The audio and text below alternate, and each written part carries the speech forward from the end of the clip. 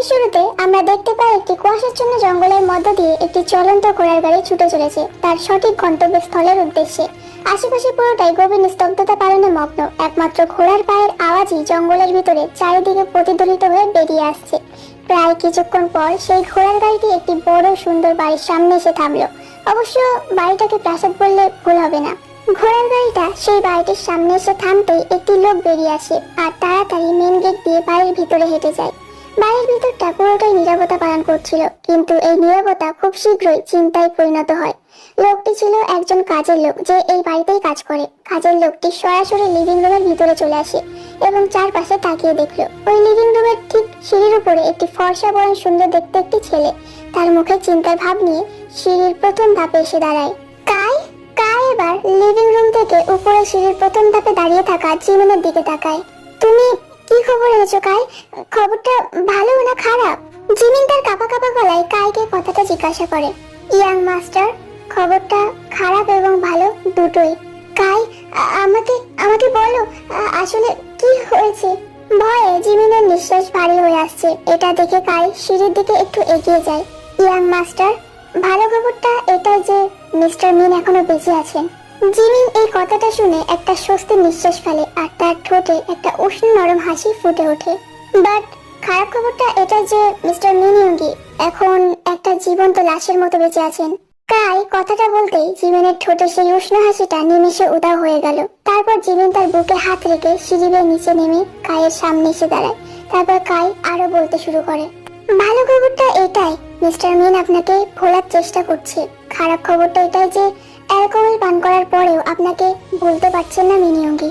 কায়ের কথা শুনে জিমিনের চোখ জোড়া ভরে এলো। কান্না করতে করতে আস্তে আস্তে সোফার উপর গিয়ে বসে পড়ল। ভালো খবরটা এটাও হতে পারে ইয়াং মাস্টার, হয়তো মিস্টার মিনের মস্তিষ্ক সামহার এটি বিশ্বাস করে নিয়েছে যে আপনি আর এই দুনিয়াতে নেই।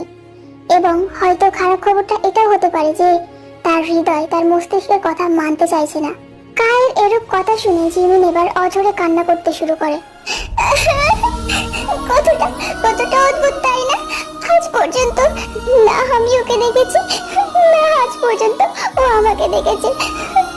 আমাকে আমাকে না দেখেও আজ পর্যন্ত তার গভীরতম অন্তর দিয়ে ভালোবেসে যাচ্ছে আমাকে। এখন এখন এটা জেনেও যে আমি বেঁচে নেই, তবুও আমাকে এখনো ভুলতে পারছে না ও।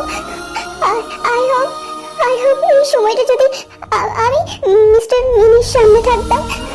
এটা আমি কি করলাম? এবার আমি কি করব? এসব আমার দোষ, সব আমার দোষ। জিমিনের অবস্থা দেখে কায়েরও চোখ ভরে এলো। এবার কাই আস্তে আস্তে জিমিনের সামনে হাঁটু গেড়ে বসে পড়ে। ইয়াং মাস্টার, আপনি নিজেকে দোষারোপ করবেন না প্লিজ। এসব আমার দোষ, আমার কি আদায় ছিল এসব? এসবের একমাত্র দোষী আমি। ইয়াং মাস্টার, আপনি আর সময় নষ্ট করবেন না। আপনি আপনি এক্ষুনি যান, মিস্টার মিনের কাছে যান। মিস্টার মিনের কাছে গিয়ে তার সব মিসআন্ডারস্ট্যান্ডিং দূর করে দিন, যাতে মিস্টার মিন দেখতে পারে যে তার জিমিন এখনো বেঁচে আছেন। আপনি আপনি আর সময় নষ্ট করবেন না প্লিজ ইয়াং মাস্টার, আপনি যান। কিন্তু কিন্তু কি করে যাবো আমি কাই? কি করে? ওই ওই শয়তান আত্মাটা তো আমাকে এখানে এই প্রাসাদের মধ্যে বন্দি করে রেখেছে। আমি আমি কি করে যাবো কাই, কি করে? ইয়াং মাস্টার, আপনি দয়া করে কান্না করবেন না। আই হ্যাভ আ ওয়ে, আমার কাছে একটা উপায় আছে ইয়াং মাস্টার। আপনাকে মিস্টার মিনিয়ঙ্গের কাছে পাঠানোর জন্য আমার কাছে একটা উপায় আছে। রিয়েলি?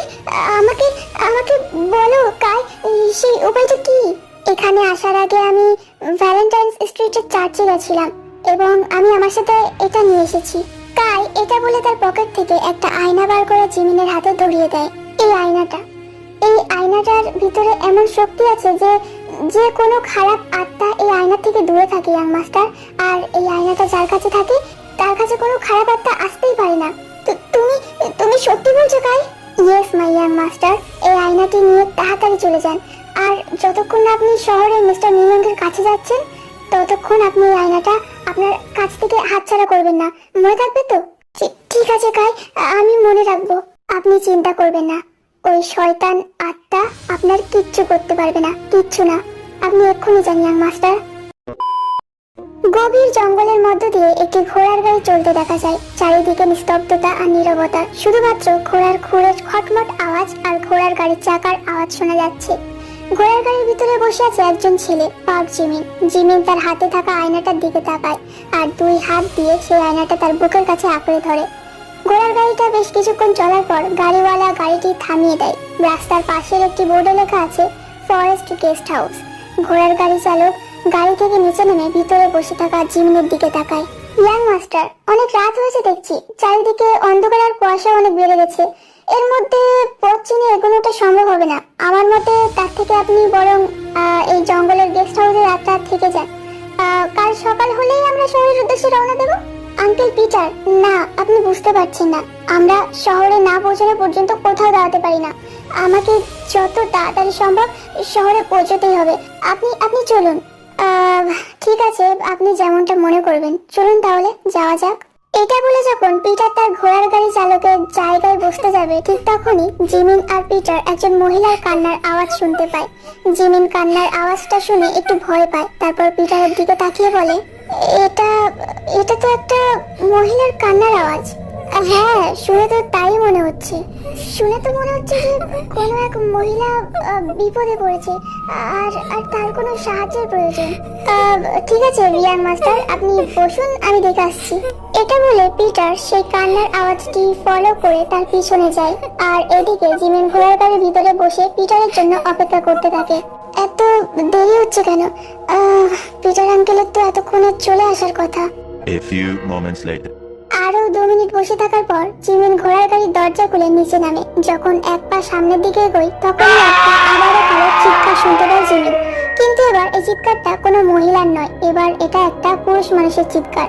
জিমিনের এবার ভয়ে তার শরীর কাঁপতে শুরু করে। Peter Peter uncle! জিমিন তার হাতে থাকা সেই আয়নাটার দিকে তাকায়, তারপর আয়নাটা বুকের কাছে আঁকড়ে ধরে। আওয়াজটি অনুসরণ করে সামনে এগোতে থাকে Jimin.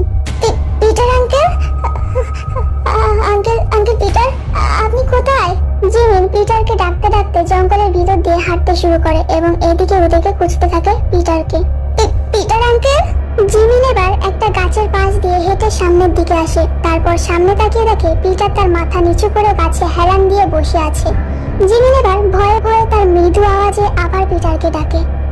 Uncle Peter! Uncle Peter!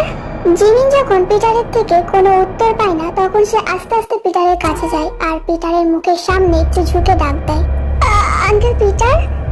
Uncle! হঠাৎ পিটার জিমিনের দিকে তাকায়। তার চোখের মণিটা একদম সাদা। তারপর পিটার জিমিনের গলা চেপে ধরে আর জিমিন ভয়ে জোরে চিৎকার করে ওঠে। আমি তোদের দুজনকে একসাথে দেখা করতে দেব না! পিটারের গলার আওয়াজ দুই রকমের একসাথে। তারপর পিটার জিমিনকে ছুঁড়ে ফেলে দেয় আর জিমিন কিছুটা দূরে মাটিতে গিয়ে পড়ে। সাথে জিমিনের হাতে থাকা আয়নাটা একটি পাথরের সাথে টোকা খেয়ে টুকরো টুকরো হয়ে যায়।